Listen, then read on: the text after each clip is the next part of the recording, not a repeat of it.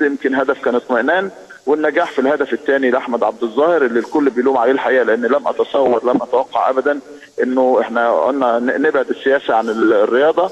اشاراته النهارده في الملعب دي لا تنم عن لاعب محترف ولا لاعب له انتماء على الاطلاق. شايفها ازاي؟ شايفها الحقيقه سلوك سيء على طول. انا من الاخر بجيب بالاخر. أيوة. لو ده سلوك شخصي اهلا وسهلا بيه، يطلعوا بره. احمد عبد الظاهر كان بيبات في رابعه، ما حدش كان بيكلمه، ده هو حقه ما حدش يبقى خارطه طريق، وشريف اكرام او كل اللاعبين بلا استثناء، حتى فيما عدا هو.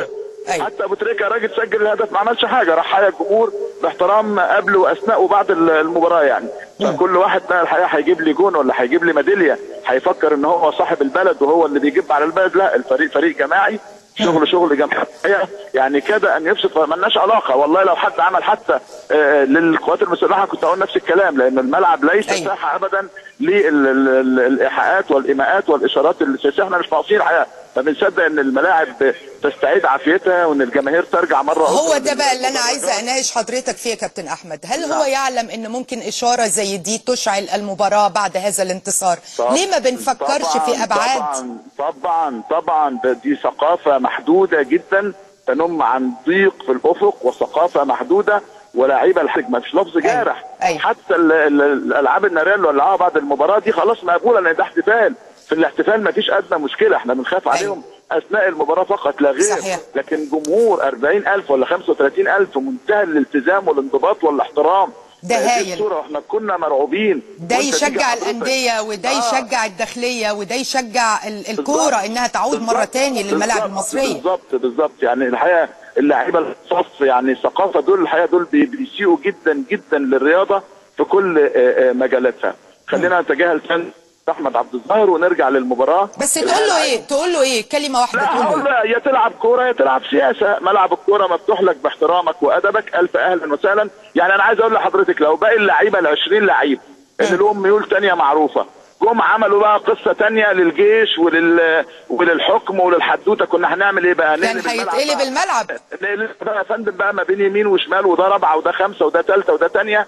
ده كلام الحقيقه كلام فارغ وكلام غير مقبول. عايز اعرف ايه الاستفاده اللي استفادها.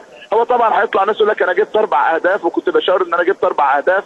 يعني بس اللعب بالناس ده مش وقته خالص. ده امر غير مقبول على الاطلاق. وعارفه عايز اقول لحضرتك حاجه، الكلام ده لو موجود في اوروبا لو في امريكا لو في اي حته بيبقى عليها عقوبات بالجمله فوق ما تتخيلي. الناس ما بتاخدش بالها من الكلام ده، فكر ان احنا بنتجنى. والله العظيم انا في صف اللعيبه دائما وابدا، وفي صف كل واحد انه يعبر عن رايه، كل واحد له مطلق الحريه بس في حدود وفي مجاله. ده لا مجاله ولا مكانه ولا اوانه ابدا على الاطلاق. يعني انا دايما اقول انصاف الثقافه. انا بس بختار الفاظي بعنايه شديده، لانه ده هيؤثر بعنف وبشده على المدرجات. امبارح الزمالك واخد، ما انت بقى لو لعبت في المنتخب وجبت لك 5 اجوان في وصلتنا كاس عالم تعمل فينا ايه يعني؟